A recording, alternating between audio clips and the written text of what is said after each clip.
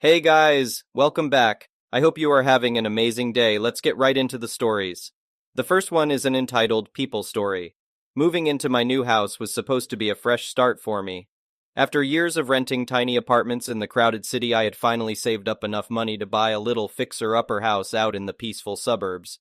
Sure, the place needed some work, but I was excited to finally have a home of my own with a backyard and no shared walls.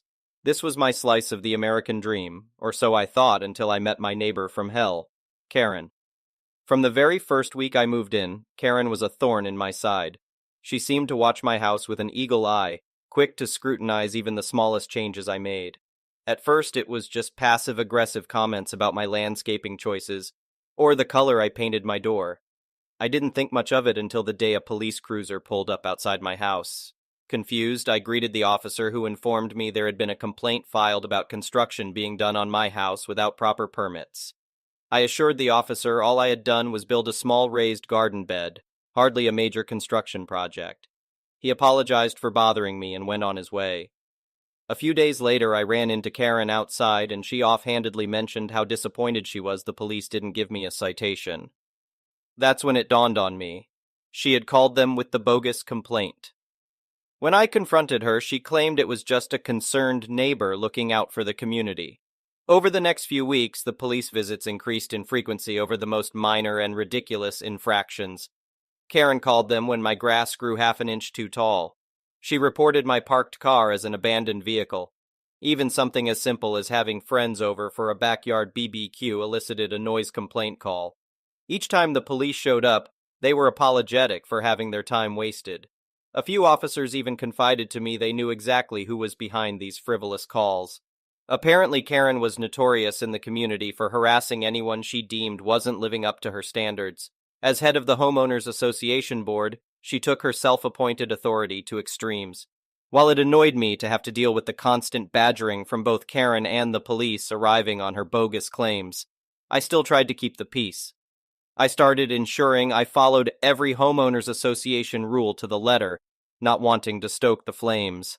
But Karen's persecution fixation had moved far past homeowners association bylaws. The charade went on for months until the day I arrived home to find two police cruisers and an unmarked car parked in front of my house. I cautiously got out of my car and was greeted by two detectives who said they had a warrant to search my home on suspicions of drug activity based on evidence of frequent visitors and packages being delivered. I was floored. Not only had I never done drugs in my life, I barely even drank alcohol. As they searched every nook and cranny of my home, I knew exactly who was behind these outrageous accusations. Karen. The police didn't find anything incriminating at my home, of course, because there was nothing to find. They once again apologized and said they were required to follow up when a concerned resident filed a detailed tip with a list of suspicious activity. That night, Karen conveniently was watering her lawn when I got home. She had a smug smile on her face as she asked how my afternoon went. That was the last straw. I no longer cared about taking the high road with this unhinged bully who was trying to destroy my life. The next morning, I went straight to the police station and filed an official report for harassment, stalking, and making false claims. I provided the meticulous documentation I had been keeping of every unfair allegation Karen had made against me. The sergeant I spoke with was alarmed and assured me they would investigate and speak with Karen. Apparently that conversation did not go well because just 2 days later I heard Karen screaming racist epithets and banging on my front door. Before I could even answer, she picked up a rock from my garden and hurled it through my front window. The sound of shattering glass was soon accompanied by blaring police sirens. Karen's public meltdown had been the final nail in her coffin. The officers arrested her on the spot for the property damage and verbal assaults, and thanks to my diligent record-keeping, she was also later charged for the months of false police reports. In the end, justice was served. Karen was sentenced to 6 months in jail for her crimes against me. She is now a convicted felon and can no longer serve on the Homeowners Association Board. My neighborhood has been peaceful and quiet ever since her absence. I may have lost a few months of my life dealing with her harassment, but sometimes you have to fight back against bullies rather than let them walk all over you. Going to the police about her antics was the best decision I could have made, even if it took longer than I would have liked to resolve the situation. In the end, her own violence and lies landed her in prison, and I finally got to enjoy my new home without that racist homeowners association Karen constantly causing trouble. The next one is a pro-revenge story. So this happened earlier today and was too perfect not to share with you guys. I work in construction as the foreman for a new house build. The location is kinda strange. The house is 250 feet up a hill via a footpath only. All of our materials have to come up this footpath by hand. It's a pain in the ass to manually carry, quite literally, an entire house up this hill. One of our saving graces is having the 2 parking spots on the street at the bottom of this hill, marked with official no parking signs. Unfortunately, there is an elementary school about half a block away, and the parents of children seem to regularly, at least twice a day, think it's okay to park in our spots. Now I consider myself a reasonable person, so if someone is parked in the spots and we don't have a delivery or a need to park a truck, I will let it go. If we need the spots and there's someone parked there, however, I will ask them to move nicely, and most of the time they do so immediately. Until today, I get a phone call from the lumber delivery truck that is en route to our location. He says he'll be there in about 2 or 3 minutes. I let him know I will meet him at the street and make sure he has space to park. He's carrying all of the material to frame the roof of our house, which is a lot of really big lumber, and will take easily an hour to bring up the hill. Naturally, I didn't want him parked in the middle of the street with his hazards on for an hour when we have a perfectly good parking spot for him. As I begin my trip down the hill, I notice there is a school parent sitting in her car idling, assuming she's just waiting to pick up her child. I walk up to her car and politely let her know that she is parked in a no parking zone, and we really need her to clear it to park a delivery truck. She scoffs at me and rudely states back, "I'll just be a few minutes and your truck isn't here. Take a chill pill, dude." Before I can respond, a giant lumber truck comes around the corner and I wave to him and then gesture towards him to the woman in the car, who has now put her window back up to ignore me. I put on my best customer service smile and wave at her through the window. She puts it down halfway and angrily shouts, "What?" By now the truck has pulled up alongside her car, and I politely ask her again with a stronger tone of voice to move her vehicle, reminding her that she is illegally parked in a tow-away zone. Then she gives me this wonderful idea. She says, "Can't you guys just unload around me?" Jesus, it's not that hard. I give her another smile and walk away, a brilliant plan forming in my head. I instruct the delivery driver to park as closely to her as possible and block her in with the porta potty that is at one end of our reserved spots and the parked car that is parked just adjacent to our spots on the other end. He smiles because he immediately gets what I'm trying to do and proceeds to expertly block this lady and her car into a little 2 parking spot jail. We unstrap the lumber, and my guys begin hauling material up the hill. Meanwhile, I call the police parking enforcement to let them know the situation. At this point in time, I wasn't trying to get her in trouble. I just wanted a record of why we were blocking part of the street so we don't get in trouble with the city. The very friendly traffic officer lets me know that she can be there in about 30 minutes and deal with the situation for me. Wonderful. As we continue to unload lumber, the child of the parent shows up, and wouldn't you know it, Mom is just now realizing that the lumber truck is parked so close she can't get out of her driver's door to meet her kid.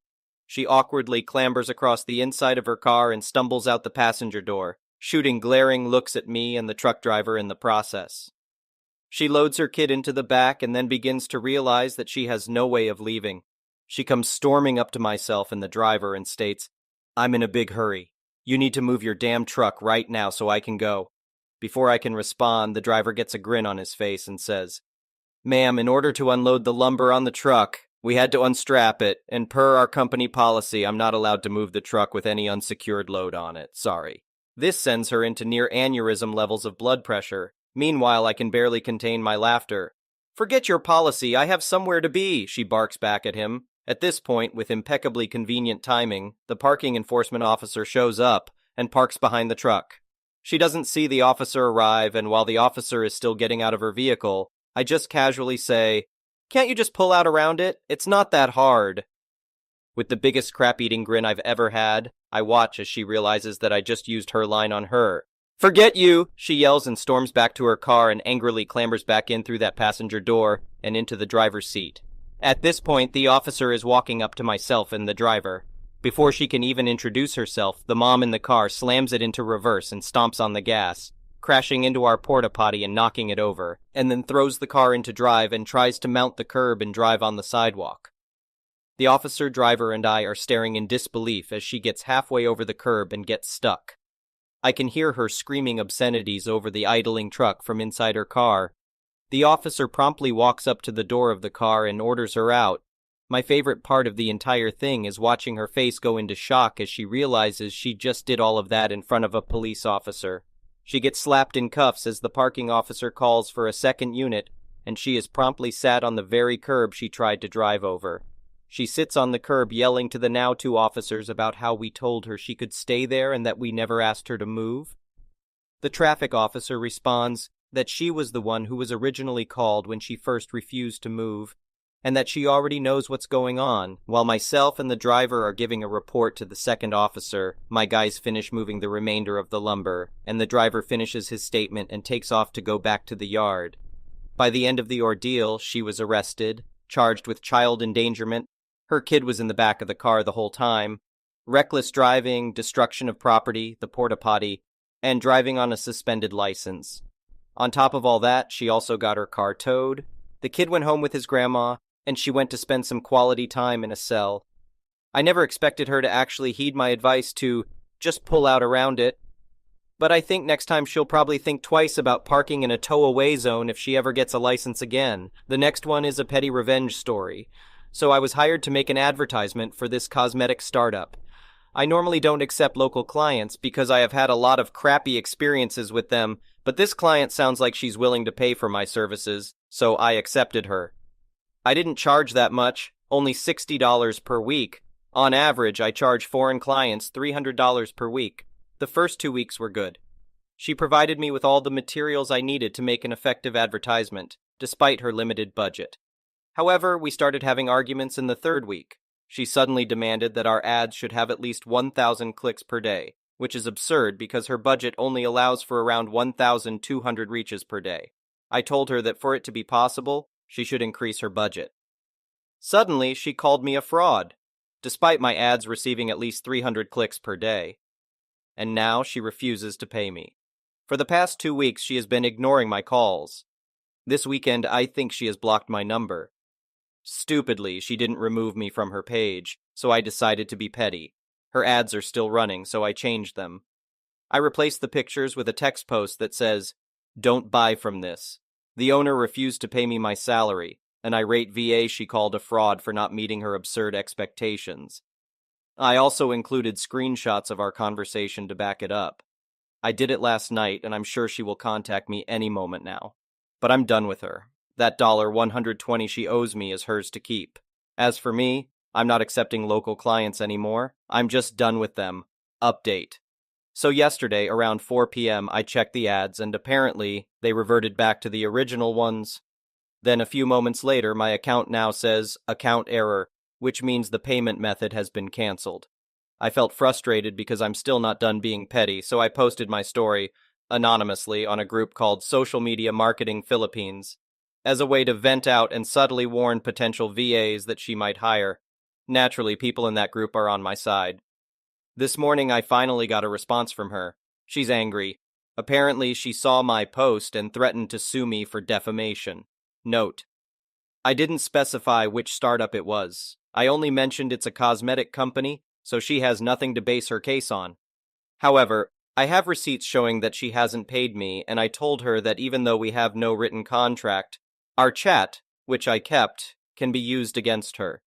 On top of that, I mentioned that my uncle is a regional judge, not a lie, and I come from a family of politicians, again not a lie. Simply put, I have a lot of power to use against her. At first, she didn't believe it, so I googled my grandfather's name, which led to a Wikipedia page. She went silent after that.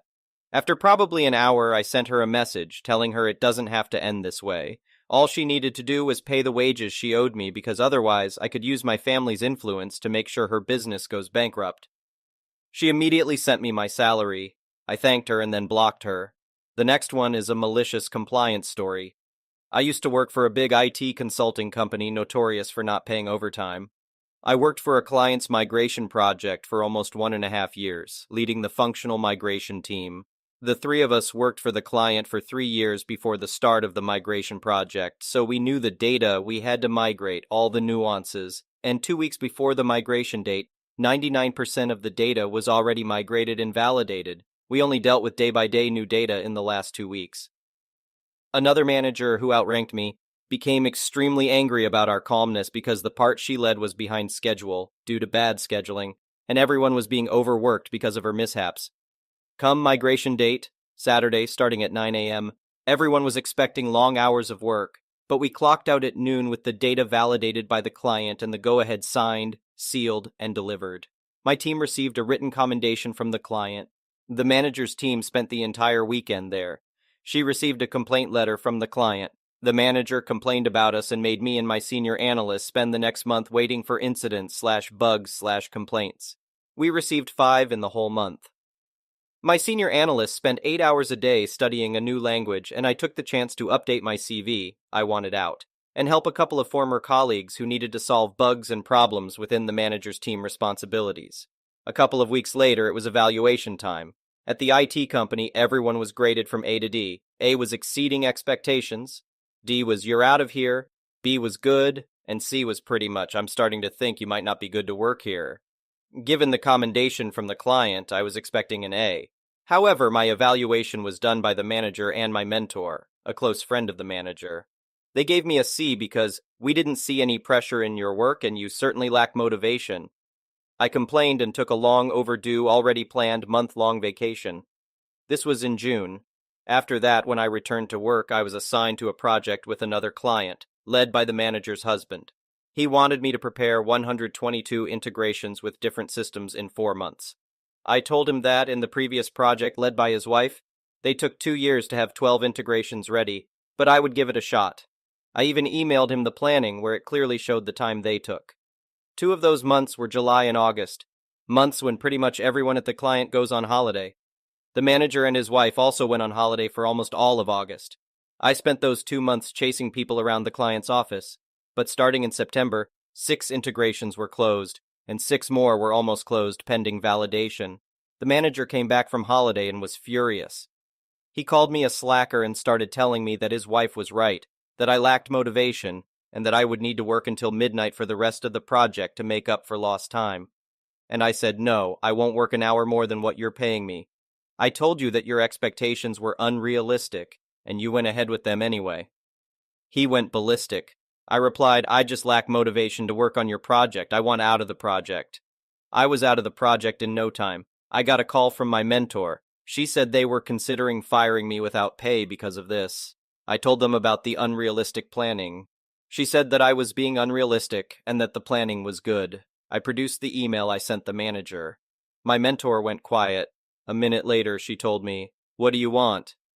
If you can't guarantee that I won't have to work overtime ever again, I want out. I want full severance and then some, and I want the company to make it look like I quit, not like you fired me. She went quiet again. She said she'll see what she could do. By the end of the day, I was out of there, smiling. The next one is an entitled people story. This is not my story. This is my friend's story that I'm posting for him because he doesn't have a Reddit account and wants people to hear about this. Also, for convenience, I'm going to write this in the first-person POV because pronouns are hard to keep up with. Everything here is approved by my friend. So I, 21M, have an ex, Angelica, 20F. Angelica and I had an on-and-off relationship since we were about 15, but got serious when COVID hit, and I had to move back to my hometown. We got an apartment together, and very soon after, she started spending a lot of time with her cousin. Long story short, she's having a relationship with her cousin. We broke up. We've been broken up for 9 months at this point. For 7 of those months, her phone has been on my phone bill, and she owes me over $500. Fine. Whatever. I'll never see that $500, and she always makes excuses to pay me back. That's life. It's my own fault for letting her keep using me as a cash cow. She also took my car when we broke up, and I let her because I was too afraid she would try to take my apartment too. Anyway, it's 9 months past our breakup. I get a message. Hey, I'm pregnant. I'm on my way home from work, so I don't respond. That is 9 months past being my problem. It's not my baby. She messages me again. My boyfriend, the one she cheated on me with, and I have nowhere to stay. Still 9 months past my problem. Angelica has never worked a day in her life. She lives off the disability check from her boyfriend and spends 99% of it on weed and fast food. She never paid rent, and it's documented that she never paid rent. Anyway, she tells me, "My name is still on the lease. We're going to move in September." I tell her, "Your name is not on the lease. It was renewed last month and I took your name off. I'm sorry." She messages me, calling me an a-hole and saying she's moving in because she has nowhere for her baby and 3 dogs to stay. Mind you, my apartment is more like a studio and barely fits me, let alone 2 other people and 3 dogs. I tell her it's not happening. I'm moving out of town soon anyway. Also, come pick up her stuff that she's left at my apartment for 9 months. She says no, and if I throw it away, she's going to press charges. I tell her it doesn't matter because when I move, I'm throwing it away. She later called my landlord and told him I was planning to move out. I got upset at this and told her I ran the numbers on the car. It's still in my name. Get the car out of my name now, or I'm repossessing it, Oregon. She can leave me alone. She started bawling on a call, asking how I could do this to her and her unborn child. She said I was condemning her and her child to be homeless. She also still has a gun in my name that I told her to give back, or I'm calling the cops. I'm really considering repossessing the car since it was mine from the start and is still in my name. She doesn't deserve to get a free car handed to her. She needs to wake up. She keeps saying she needs a place to stay. I'm ruining her and her baby's life. It's literally my apartment that she has never once paid rent for.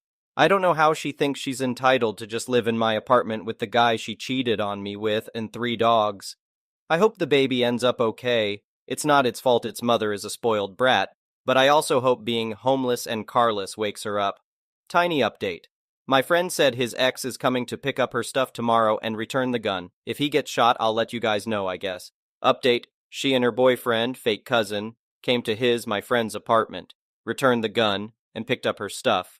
Her boyfriend then proceeded to wave his own gun around and demand to be put back on the lease. That's not how it works. My friend called the cops. They ran away before the cops arrived. I'm not sure about the rest. Thank you for watching. I would really appreciate it if you could like the video and subscribe to our channel if you haven't already. We'll see you again.